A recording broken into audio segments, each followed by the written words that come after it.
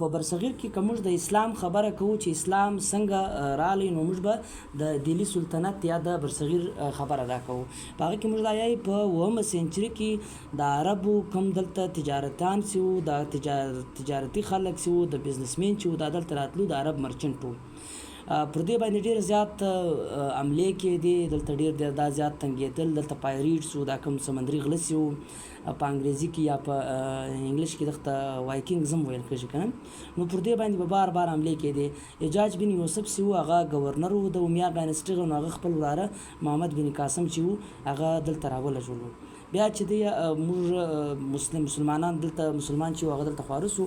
بیا له دې بعد غزنوي د امپایر چې دی په سنټرل ایشیا کې د غزنوي امپایر چې دی چې مرکز یې غزنی وي افغانستان، هغه د دې سبکتګین چې دی د دې اوریجن اټیک وکړو او په 1909 کې دغه محمد چې دی دا کامیاب سو او د غزنوي د امپایر پر مخ بوتې. بیا له دې سره موږ خبره کچو چې محمود غزنوي چې وو دا خپل کوم حکومت چې وو، د خپل امپراتوري چې وو، دا ډېره زیاته تر غوره پورې بوته. بیا غوري څنګه راپورته سو، موږ دا وایو چې محمود غزنوي چې کله مړ سو، نو محمد غوري چې وو دا راولاړ سو، دا د کوم پولیټیکل لیګیسي چې وه دا پر مخ بوتې. بیا چې مخ ته ډېر زیات جنګونه وکړو چې پرتیویراج چوهان چې دی دغه ته شکست ورکړي چې هندو لیډر و، ډېر زیات زورور لیډر و، هغه ته شکست ورکولو باندې دا نو پر مخ لاړې. بیا په دغه کې 15 ډاینسټیز وې د مسلم غه 15 خاندانونه وو چې هغو ډېر زیات دغه وکړي. اول قطب الدین ایبک و چې له 1400 تر 1700 پورې دا کم دغه چې و د دې دا ډاینسټي روانه وه.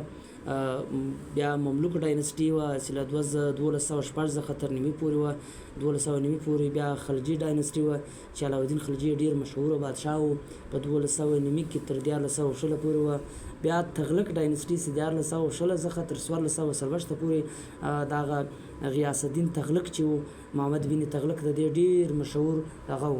وروسته بیا سید ډاینسټي وه چې دوی په اصل کې دوی د حضرت محمد صلی الله علیه وسلم اولاد ځان ګڼي، او لودي ډاینسټي چې ابراهیم لودي د افغان ډاینسټي وه، دغه ته بیا مغولو شکست ورکړي. بیا د مغولو ډاینسټي د ابراهیم لودي بعد جوړه شوه.